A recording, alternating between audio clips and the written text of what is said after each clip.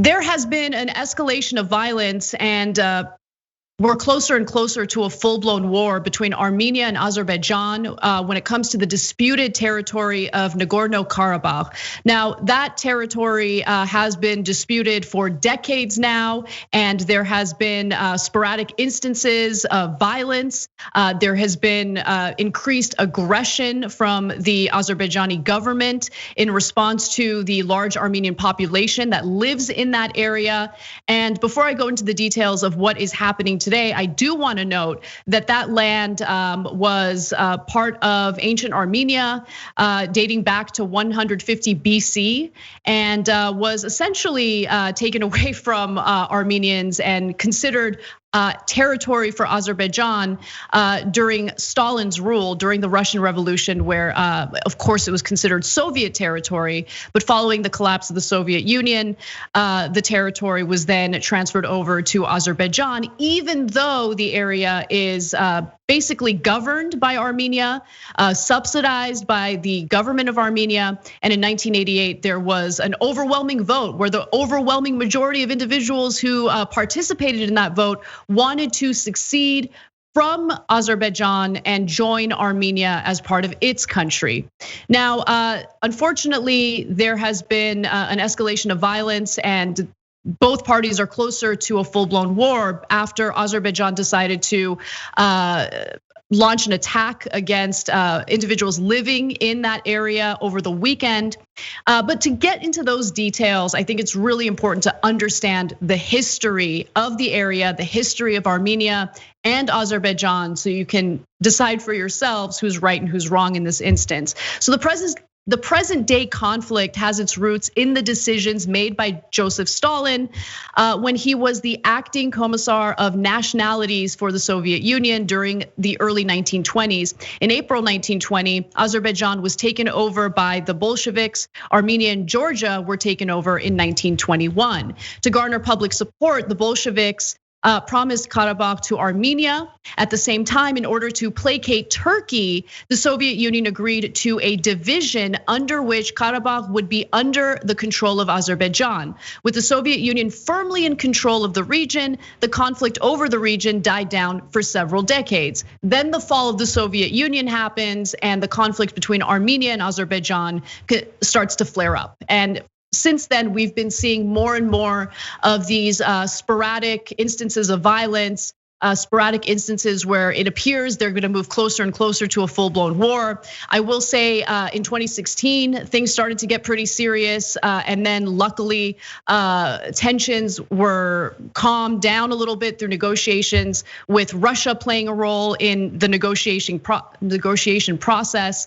But now the situation seems to be getting worse. Dozens of Armenians have been killed in this conflict already. There have been some casualties on the Azeri side as well. But I do also want to just note that in 1918, following the Russian revolutions in February and October of that year, the Muslim nationalist organization saw an opportunity to basically create an independent country for Azerbaijan. Azerbaijan was not an independent country at that point in 1918. The way that they were able to take over Baku, which is now the current capital of Azerbaijan, was through the help of Turkey. So Turkey certainly plays a role in this. This is something to be concerned about when you consider the Armenian genocide that took place with the hands of the Turkish government back in 1915. So right now, understandably, Armenians living in the region are very much concerned about Turkey's current involvement in this conflict, and the fact that they are supplying the Azerbaijan side with some pretty serious military weaponry. And so at that point in 1918, with the help of Turkey, Baku was taken over by the individuals who wanted to create this independent Azerbaijan country, right? And at that time, it was actually dominated by Armenians, by Jewish people, and by Russians. Those were the main people living in Baku and essentially influencing Baku at the time. All right, now fast forward to what happened after the USSR collapsed. the conflict inevitably flared, tensions between with Armenians and Azerbaijanis. And so Armenians started to petition to create this, they wanted to separate from Azerbaijan. They wanted to be part of Armenia. Again, there was a vote. Overwhelmingly, Armenians or people living in that region wanted to separate and be part of Armenia as opposed to Azerbaijan. By May of 1994, the Armenians were in control of 14% of the territory of Azerbaijan. At that stage, for the first time during the conflict, the Azerbaijani government recognized Nagorno-Karabakh as a third party in the war and started direct negotiations with the Karabakh authorities. As a result, a ceasefire was reached on May 12th, 1994 through Russian negotiations. One other thing I should note is back in 1918, when the Azerbaijanis, with the help of Turkey, decided to take over Baku, 30,000 Armenians were slaughtered in that process, okay? So these are all elements to the story that get completely ignored by Western commentators. And I think it's important to put all of this in context, at least in our show, so people understand what led up to the tensions that we're experiencing right now. John, I have so much more to share, and I know that I'm kind of going on and on, but this is a complex story and I wanna make sure everyone knows all the details. But I want you to jump in, if you have any thoughts so far. No, as far as I know, you did a great job of catching us up in terms of the historical context, some of the really important context, especially from the 90s. And it's important in this case because I would wager to say that maybe 1% of America knows almost any of the facts that you just said. And that 99% who doesn't also largely includes me. I mean, I learned a little bit about the region, some of its conflicts back, when I was doing poli-sci and everything, but I don't know how far back I would have to go in my time on the show to find another story that I feel less qualified to opine on in a sort of definitive fashion. I hope that somehow miraculously the conflict can be diffused without further loss of life, which is escalating, in exactly the wrong direction very fast. But beyond that, and hoping that somehow as many lives can be saved as possible, I don't know really what I can add to it. Well, so I'll give you more details on what's going on. And John, I don't blame you. I mean, this is a story that's been covered a little bit by independent media sources. And if you see any coverage of it with legacy media sources here in the United States, you get a very superficial take on what's really happening there. So going back to the history, and then I'll catch you guys up on what's happening today. Tensions heated up again in April of 2016 when Azerbaijan claimed to have killed and wounded more than 100 Armenian soldiers. So there were surprise attacks by the Azerbaijani government toward Armenians living in Nagorno-Karabakh. And so I think that's relevant information considering what we're hearing from Azerbaijan today. So in the very beginning of the more recent conflict that broke out over the weekend, there was this narrative coming from Azerbaijan that the aggressors here were really the Armenians. I find that incredibly hard to believe, especially considering the fact that right now Azerbaijan is dealing with an economic crisis fueled by the fact that oil prices have collapsed. Prior to oil prices collapsing, and this was even before the pandemic took place, they were already struggling because oil prices had already collapsed, and they had signed on to all sorts of social programs to keep people in the country happy. Now there's this nationalistic effort to appease the people of Azerbaijan by in their words, in their mind, taking back the land that they believe belongs to them. So they've kind of shifted their focus away from the economy and more toward nationalistic messaging and essentially taking back what they consider to be their land, even though this was land that was occupied by Armenians dating back to 150 BC. It was Armenian land until the Russian Revolution took place and Stalin made decisions that essentially took this land away from Armenians and handed it over to Azerbaijan. But I want to be clear that it's essentially an autonomous zone in that the area is not governed by Azerbaijan at all. When the war broke out in 1994, Armenians essentially won with the help of Russia backing them.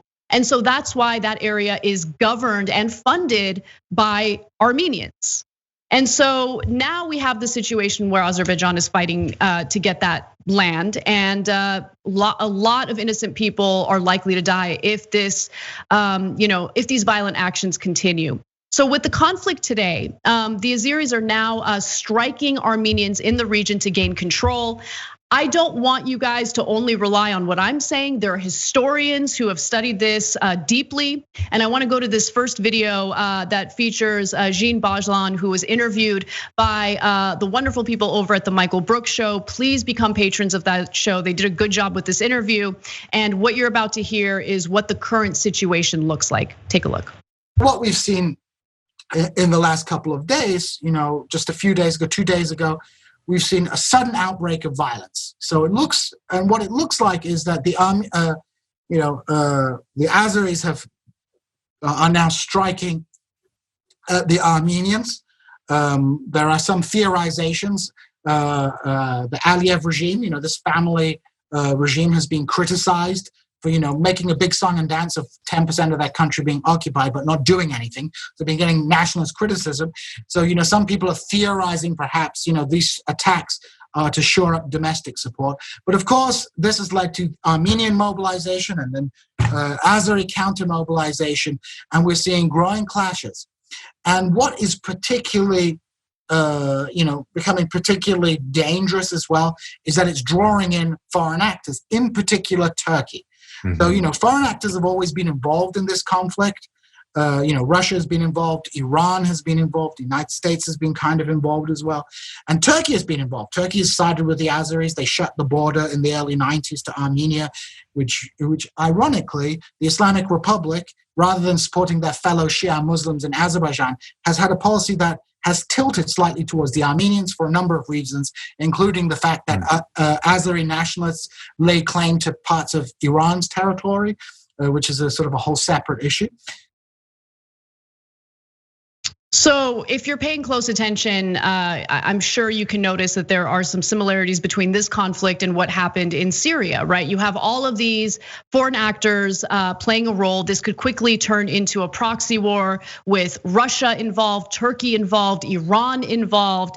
And honestly, when I take a really hard look at what's happening in terms of what type of protection Armenia has, I'm a little worried because traditionally speaking, Russia has backed Armenia, but Russia has been basically a little more friendly toward Turkey lately, and they're selling, Russia is selling weapons to both parties in this conflict, right? So they're selling weapons to Armenia at a discount. Russia's also selling weapons to Azerbaijan at a much higher price, but they're still selling weapons to Azerbaijan. That is concerning, to say the least. You have Donald Trump, who is clearly a very good ally to President Erdogan of Turkey, and Turkey is very much playing a role in this aggression toward Armenians living in Nagorno-Karabakh. He's released some statements of support toward Azerbaijan. And so, as the Washington Post reported, the new round of fighting that began over the weekend marks the bloodiest moment since the 1990s, when the two fledgling former Soviet states warred over disputed regions until Russia brokered a deal, a ceasefire in 1994. Many Armenians link Turkey's support for Azerbaijan to the 1915 genocide of ethnic Armenians in the Ottoman Empire. One more video from Jean Bajlan. Again, he's a historian, and he kind of talks about what the role of Turkey will look like and what that means in terms of weaponry. Take a look. We have this situation where Turkey, which has been increasingly over the last 5 years pursuing an extremely aggressive foreign policy without any check on it, is now looks like it's intervening on the side of Azerbaijan, sending Syrian mercenaries, which they've deployed already not only in Syria but in Libya as well. Sending drones. One of the big stories of the last 10 years has been the drone industry in Turkey has become sort of modernized. When I used to live in Turkey, the Turks were relying on Israeli drones, the Heron drone, and actually the Turks bought the drones but not the cameras, and they had these crappy cameras that they stuck to the Israeli drones, so the drone wouldn't take off properly. But now the Turks have got their own defense industry, so it looks like the Turks are supplying the Azeris with drones. They're supplying. There's accusations that there's Turkish fighter planes involved. So it very much looks like we're in a situation where like conflict is escalating, and who knows where it's going to lead, because Russia doesn't want to see this conflict escalate, but sometimes things get out of hand. So this is not a good situation. John, did you want to jump in? Yeah, so the thing that I was dreading is considering, like, I don't think, other than maybe the conflict in Syria, you could come up with a situation where you have as many potential and current international players, all of which I worry the second Trump takes an interest in it, let alone gets actively involved, that the US military might get involved. He's saying that they're gonna do what they can to stop the fighting or whatever. You rightfully pointed out the history that he has with Erdogan, but basically every other one of those parties, this is just another one of the conflicts that I just, like, I get this feeling in my gut thinking about what effect the US could end up having on it, what negative impact we could end up having. Well, the US has already had an impact because Donald Trump, the United States is part of what's known as the Minsk group. And this is a group of world leaders who are essentially helping to negotiate some sort of agreement between Azerbaijan and Armenia.